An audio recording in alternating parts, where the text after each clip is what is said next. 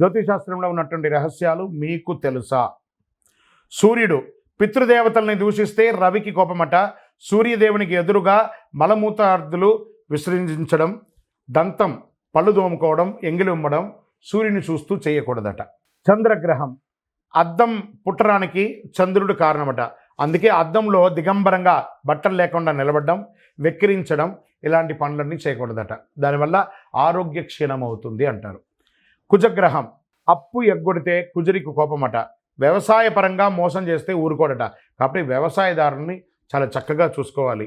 బుధగ్రహం బుధుడికి చెవిలో వ్రేలు పెట్టి తిప్పుకొనడం, ఇలా పెట్టుకోవడం, మనకు తాళాలు ఉంటాయి చూస్తారా, స్కూటర్ తాళం, కారు తాళం, లేకపోతే పిన్నీసు, దాన్ని పెట్టుకొని గిక్కోవడం ఇవన్నీ ఇష్టం ఉండదు బుధగ్రహానికి.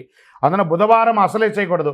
వ్యాపారాన్ని అశ్రద్ధ చేసినా, జ్ఞానం ఉందని విర్రవీగిన బుధుడికి ఇష్టం ఉండదట. గురుగ్రహం సర్వశాస్త్రాలను తెలిపిన గురువు బృహస్పతి ఎవరైనా గురువుని కించపరిచి మాట్లాడితే గురుదేవునికి అనుగ్రహం కలగదట. మన టీచర్స్, మన ఉద్యోగస్తులు, పై అధికారులు, బ్రాహ్మణోత్తములు, గురువులు, ఎవరెవరైతే మనకు వృత్తి వ్యాపారంలో ఉన్నటువంటి గురువులు, ఏ గురువునైనా కూడా నిందించకూడదు. తుల్య నిందార్ స్థితిర్మౌని, సైలెంట్గా ఉండాలట. గురువుని ఎక్కిరించి మాట్లాడడం, లెక్చరర్స్, టీచర్స్ వాళ్ళందరినీ అలా చేయడం వల్ల గురువుకి కోపం వస్తుందట.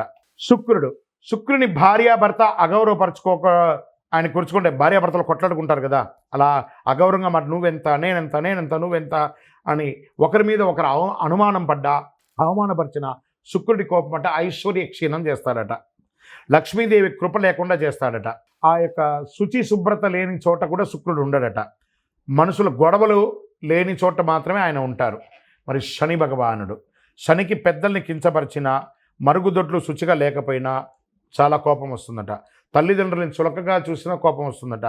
సేవకు వృత్తి చేసిన, సేవ చేసిన వారిని కాపాడాలని ఆయన కాపాడితే చాలా ఆనందపడతాడట. నలిగిన బట్టలు, పాత బట్టలు, తలస్నానం చేయకుండా ఉన్నా కూడా దరిద్రమేంట శని భగవాన్. మాకు చుండ్రు వస్తుందండి, మా తల ఎంట్రుకలు రాలిపోతుందండి, ఇవన్నీ దరిద్ర చిహ్నం. నిత్యం ఎన్నిసార్లు ఉదయం సాయంత్రం స్నానం చేసినా తల మీదకి వెళ్ళి స్నానం చేయాలంటే పడక మీద నుంచి పడుకొని వస్తాం, మన శుభ్రత కోల్పోయినట్టే కదా. కాబట్టి తల మీద స్నానం చేస్తేనే శని భగవానికి ఇష్టమట.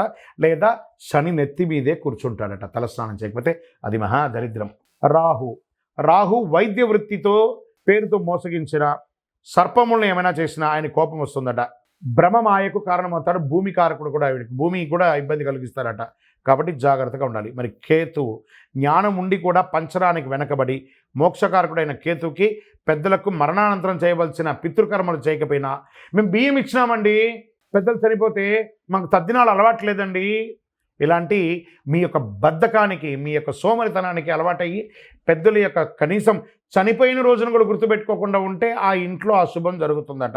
ఇది జాతకంలో బాగలేకపోయినా కూడా ఆరోగ్యపరమైనటువంటి ఇబ్బందులు వస్తుందంటే కేతుగ్రహం వల్ల.